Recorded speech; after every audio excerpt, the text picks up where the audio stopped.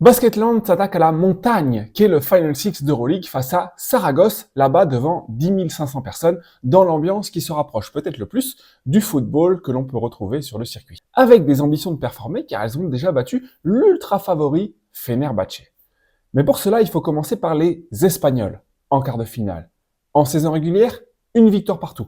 Et pour s'imposer, il faudra s'appuyer sur leur point fort, la défense, troisième de l'Euroleague, grâce à beaucoup d'intensité, de polyvalence et des rotations plutôt bien huilées. C'est en attaque, où elles sont 11e de la compétition, qu'il faudra performer, voire surperformer, en réussissant à marquer des points faciles malgré le verrou que Saragosse tentera très certainement de poser sur la raquette. Mais la clé de la victoire, ça reste la défense, de emmener Saragosse sur leur terrain, avec notamment beaucoup de changements défensifs et de polyvalence. On a notamment Myriam Djekoudadé qui défend au poste 3, ici, donc qui peut venir changer sur les postes 5. Vous voyez qu'on couvre à peu près les espaces, et ensuite autour, la lutte de Myriam pour tourner autour, pas donner d'angle de passe facile et pouvoir voler le ballon. Alors pourquoi on fait des changements défensifs? Surtout quand on a les possibilités de polyvalence et de pas trop subir sur le post-up, c'est de ne pas donner de retard défensif sur l'écran, que tout le monde autour puisse défendre sur sa joueuse. On a aussi Ewodo, ici sur le poste 3, qui peut tenir sur ses duels pour empêcher les postes 5 de marquer.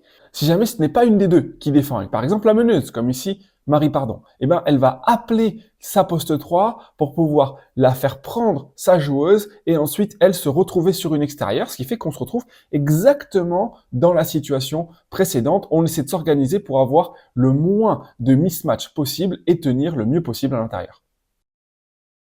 Maintenant, il y a forcément des rotations défensives autour pour pouvoir contrôler, même s'il y a du changement défensif, on ne peut pas complètement défendre comme si c'était un système normal. Donc vous voyez les rotations à l'opposé, et surtout quand on change, on essaie de changer par au-dessus pour essayer de couper la passe la plus facile et les envoyer dans les aides. Avec ici le ballon touché par Leila Lacan, vous voyez, on essaie de lutter, on essaie de passer par au-dessus et de forcer la passe par-dessus là où on a de l'aide, et on a d'ailleurs une seule personne qui est plutôt dans l'aide, les autres restent à peu près au milieu sans trop donner de retard pour pouvoir venir intervenir et voler le ballon. L'idée, c'est de forcer une passe lobée et de pouvoir intervenir le plus tôt possible. Maintenant, le risque, plus on rentre dans les rotations tôt, plus on peut se faire punir à l'opposé, notamment sur les postes 4 shooteuses. C'est pour ça qu'il faut essayer de ne pas rentrer trop tôt. Alors, une fois qu'on a tenu le défi physique et qu'on a réussi à bloquer la partie intérieure, il faut également tenir la partie extérieure. Saragosse a essayé d'attaquer les postes 5, notamment Sixtine Maquet, en vitesse, avec de l'espace, pour pouvoir aller au cercle. Ils ont plutôt bien réussi, notamment lors du match à Saragosse, sans forcément toujours conclure.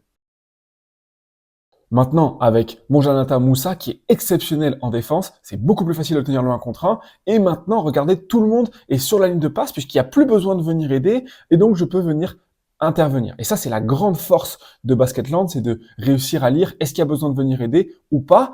Quand il n'y a pas besoin de venir aider, on peut revenir. Quand il y a une attaque avec un danger, il faut venir fermer l'espace parce qu'on a une extérieure sur une intérieure, et donc on peut venir aider sur l'intérieur en fermant l'espace le plus possible. Vous allez voir le changement défensif. Tout le monde est vraiment en train d'essayer de couper la passe. Ensuite, on joue le 1 contre 1. Je rechange de joueuse ici en essayant de fermer l'espace le plus possible et ne pas laisser un simple accès au cercle.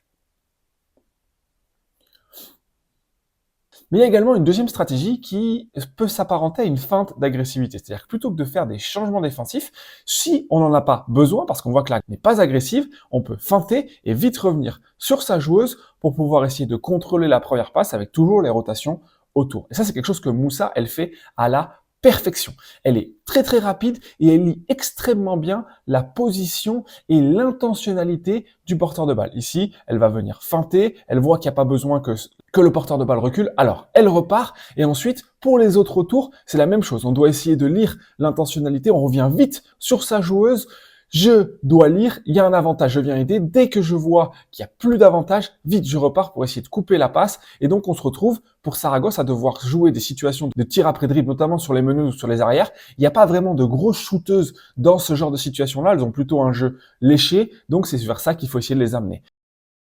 La seule situation sur laquelle on va pouvoir les mettre un petit peu en difficulté, Saragosse, pour avoir des tirs ouverts, et c'est là où elles sont très dangereuses, c'est sur le post-up, notamment sur le poste 1 de Mariona Ortiz, qui est une très bonne joueuse, grande, costaud, et qui va pouvoir mettre en difficulté les meneuses de Basketland. Donc forcément, si on la laisse jouer, c'est des points faciles, et puis ça nous oblige du coup à venir aider Marie, pardon. Et donc, qu'est-ce qui se passe quand on vient aider, qu'on vient se jeter? C'est une excellente passeuse, Mariona Ortiz. Et ensuite, on se retrouve dans le jeu que Saragosse apprécie énormément de réattaquer et de trouver des points faciles. Le changement défensif, ça permet d'éviter ça. Et donc, comment on fait pour compenser? Pour Saragosse, on met le ballon dedans. Il faudra réussir à tenir intelligemment et de pas trop donner de tir, de rotation simple sur ces choses-là parce que Mariona Ortiz, ce qu'elle préfère par-dessus tout, c'est passer. Peut-être que ça vaut le coup de la laisser forcer énormément.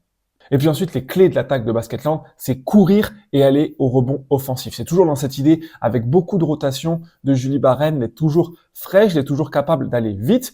La défense de Saragosse a montré beaucoup de limites sur le repli défensif. Elles sont plutôt en difficulté sur ce point de vue-là, donc il y a des moyens de trouver beaucoup de points faciles. Alors c'est vrai que ces matchs-là ont été faits plutôt en début de saison, donc il y a beaucoup de choses qui ont évolué chez les deux équipes et que l'équipe de Saragosse est un petit peu mieux organisée maintenant, mais de toute façon c'est l'ADN de Basketland. Beaucoup de changements défensifs, beaucoup de courses, aller vite vers l'avant, et c'est les plus gros points faciles qu'elles trouvent. On va voir par la suite, elles ont du mal à en trouver sur d'autres situations, donc c'est vital de l'optimiser au maximum, surtout pour calmer un public qui est absolument en feu. La salle, elle est énorme, elle sera acquise à la cause de Saragosse. Une autre façon de couper cette dynamique-là, c'est d'être au rebond offensif. Avec beaucoup d'agressivité, je vais récupérer le ballon et c'est une façon d'aller obtenir des points faciles parce que je prends la défense de manière complètement désorganisée et donc en se jetant au rebond, alors pas de manière complètement folle avec tout le monde, on ne veut pas prendre de points faciles de l'autre côté, mais avec ces joueuses polyvalentes athlétiques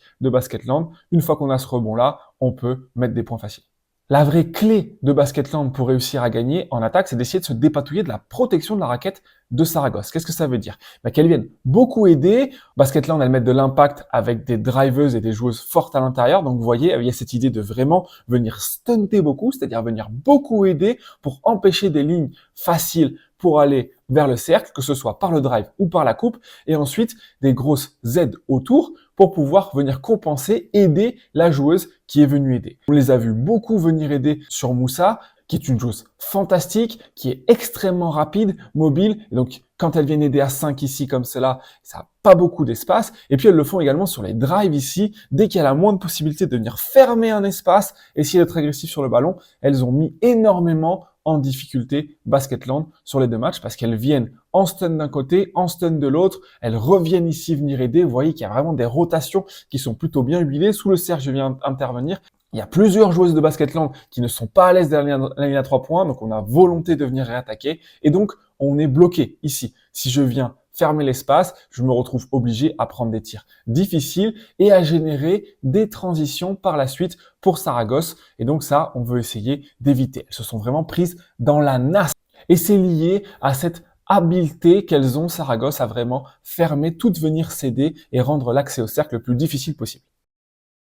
On va très bien voir ici avec la joueuse côté ballon qui vient aider, la grande. Alors il y a des shoots à l'opposé qui sont disponibles, mais c'est pas forcément des tirs que veulent prendre Basketland. Alors la première solution, c'est de venir couper dans le dos parce qu'il y a de l'espace qui est libéré vu qu'on vient tellement aider. Par contre, il faut qu'il y ait d'autres coupes autour pour essayer d'avoir des paniers faciles des lay-up. Souvent, la défense vient aider et donc il faut les punir. Sinon, on se retrouve trop sur le tir à 3 points. On peut également venir couper pour soit libérer l'espace pour la joueuse, soit venir faire écran sur sa joueuse, qu'on appelle un Gortat screen. C'est une situation qui se modernise de plus en plus et c'est une façon indirecte d'enlever les stunts puisque comme je me décale, je laisse beaucoup d'espace pour le 1 contre 1. Mais la dernière clé, c'est d'attaquer les intérieurs. Les deux postes 5 de Saragosse sont plutôt lentes, plutôt costauds. Et donc, pour cela, une fois qu'on a le changement défensif, qu'elles ne font pas souvent, mais ça peut arriver. Dans ce cas-là, il faut vraiment s'écarter pour pouvoir jouer le 1 contre 1. Elles ont vraiment du mal dans la mobilité. Donc, dès que je feinte d'un côté, je vais de l'autre pour aller au cercle. Je peux trouver beaucoup de points faciles. On les a vus vraiment cibler cela avec des feintes d'écran, avec des situations à gérer où il y a beaucoup d'espace entre les deux, avec peu de stunts possibles de la part de Saragosse. Ça va être une des vraies clés pour l'attaque de Basketland, d'essayer de trouver des points faciles. Les step-up comme ça, ces situations en allant vers la ligne de fond, c'est pareil, ça demande à couvrir beaucoup d'espace pour les grandes. Donc je feinte la passe, je réattaque. C'est quelque chose qui fonctionne très bien. Vous voyez, ces attaques vers la ligne de fond, elles l'ont fait 2 fois en 2 matchs, mais elles ont scoré 2 fois. Et puis, on peut les attaquer d'autres façons, avec par exemple le fait que les intérieurs de Basketland sont plutôt des shooteuses. Donc, si on met la grande à venir aider, comme c'est le cas ici, on espace le terrain le plus possible et on peut obtenir des tirs à l'opposé de nos shooteuses, ou alors simplement utiliser les capacités exceptionnelles de Moussa en 1 contre 1 pour pouvoir l'attaquer, faire venir les aides et obtenir des tirs à 3 points. Alors l'adresse à 3 points sera forcément fondamentale pour venir gagner, mais la clé, c'est de se baser sur une défense de fer pour pouvoir partir en contre-attaque, être agressif au rebond offensif et ensuite réussir à attaquer de manière intelligente pour trouver des points faciles, parce que ces points faciles, que l'on soit à droite à 3 points ou pas, en coupant comme c'est le cas ici, cela permettra de rester à flot quoi qu'il arrive.